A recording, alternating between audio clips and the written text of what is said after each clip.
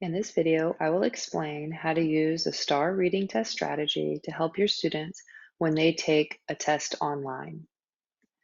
There are 4 simple steps your students can use to help answer reading passage questions. Angela here from Custom Classroom. Before we get started, I want to remind you that I'm not affiliated with TEA or STAAR. This is my idea as a Texas educator and test prep writer. To help students remember the strategy, I created 3 posters, one for elementary, middle school, and high school. There's a link to the free download in the description. In this video, I will use the middle school posters. The 4 steps are scan, target text, actively read, and respond. Step 1, students will scan the questions to see if the question is whole or part. Step 2, target text. Read all the text carefully and see if the text is fiction or informational text. Step 3, actively read. Take notes while you reread the text. And step 4, respond to questions. Answer questions using text evidence. Now I will show you how it might look by modeling the strategy.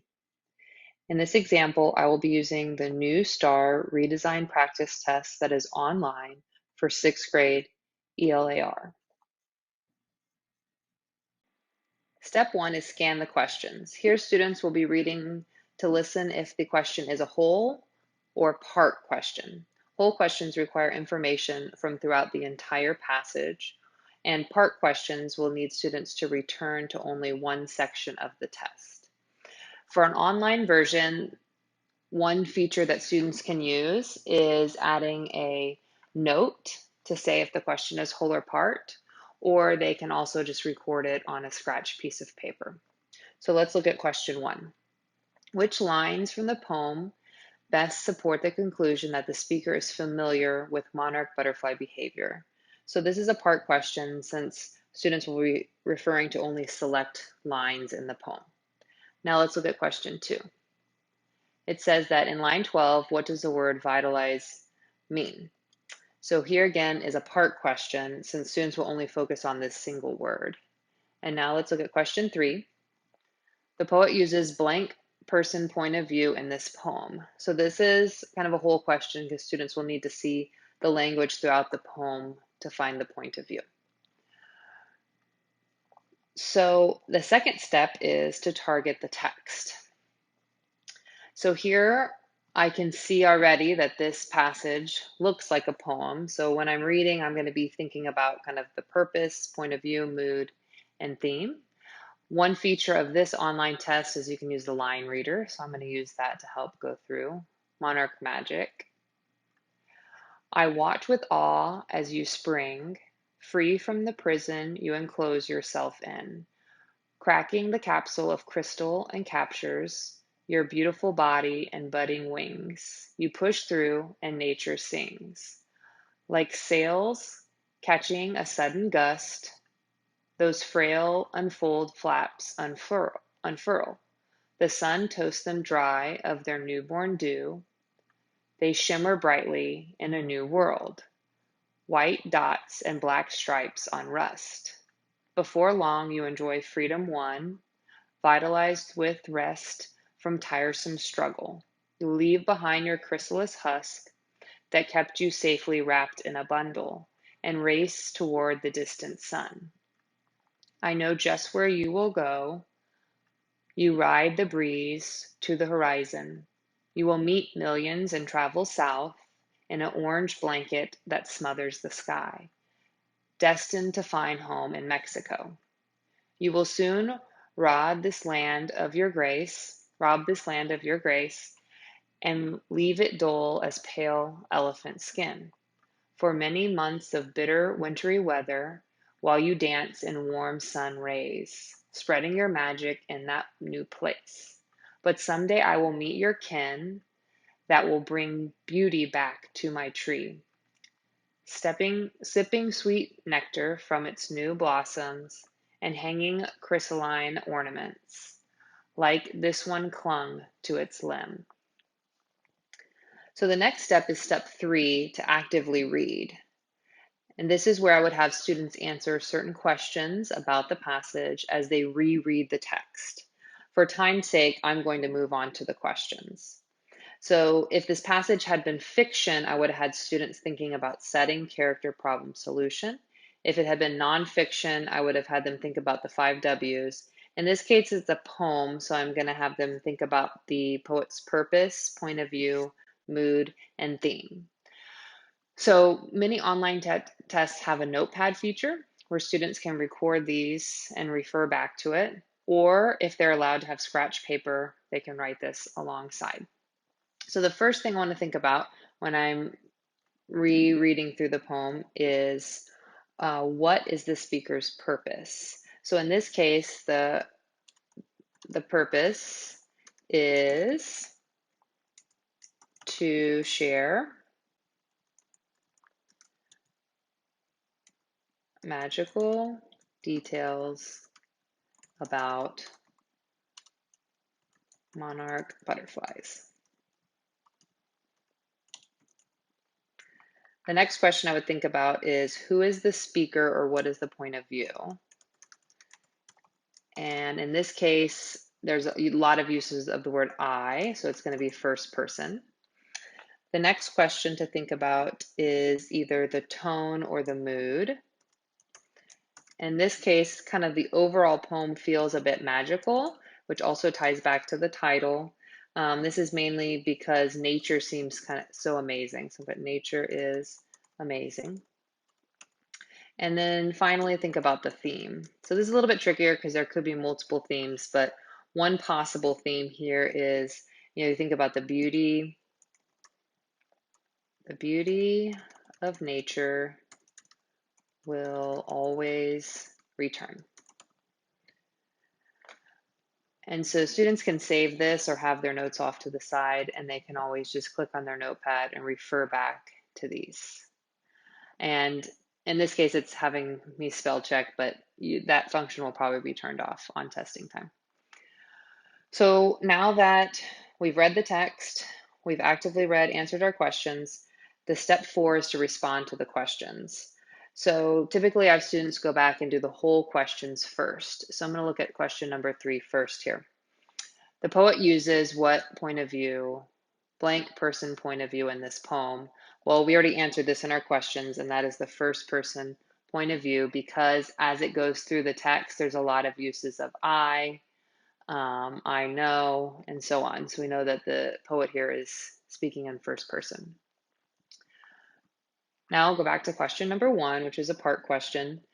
It says, which lines from the poem best support the conclusion that the speaker is familiar with monarch butterfly behavior? Select 2 correct answers. White dots and black stripes on rust. So this really doesn't say anything about how the monarch might behave. It's simply describing it.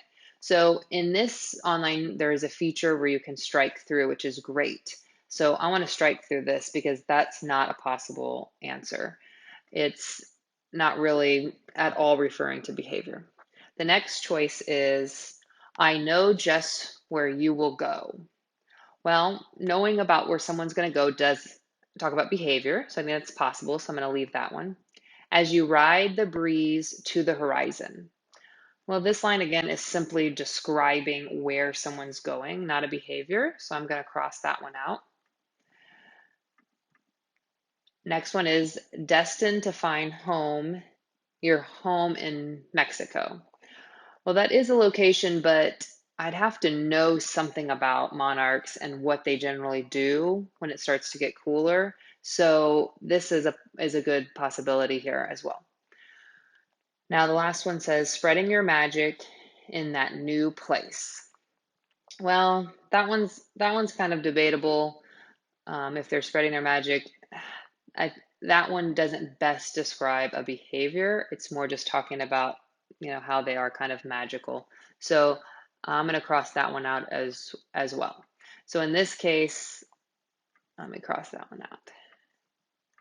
All right, so I'm left with 2 answer choices, which is great.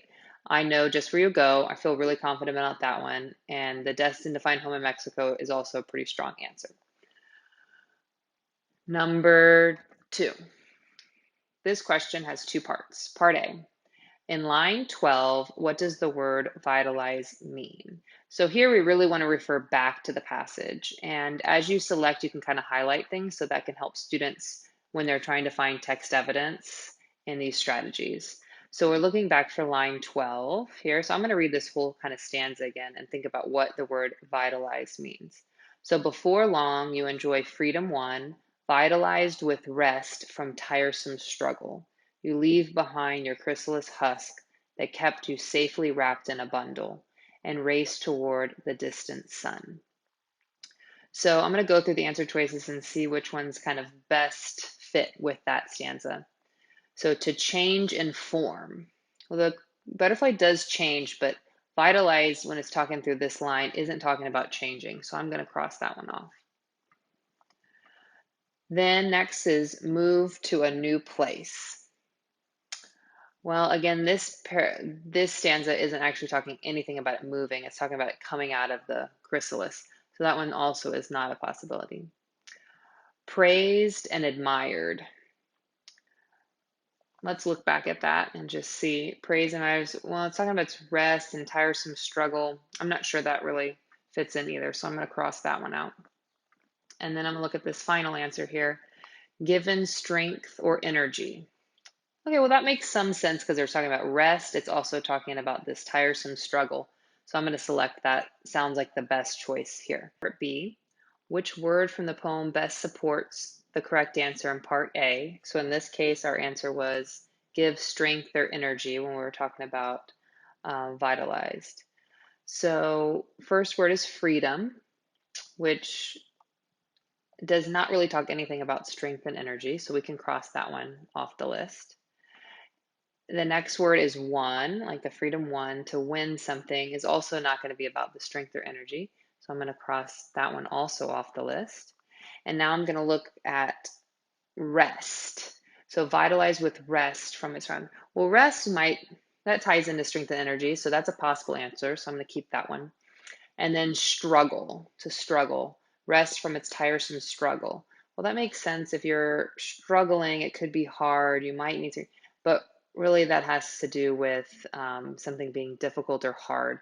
So that doesn't best fit with our strength or energy.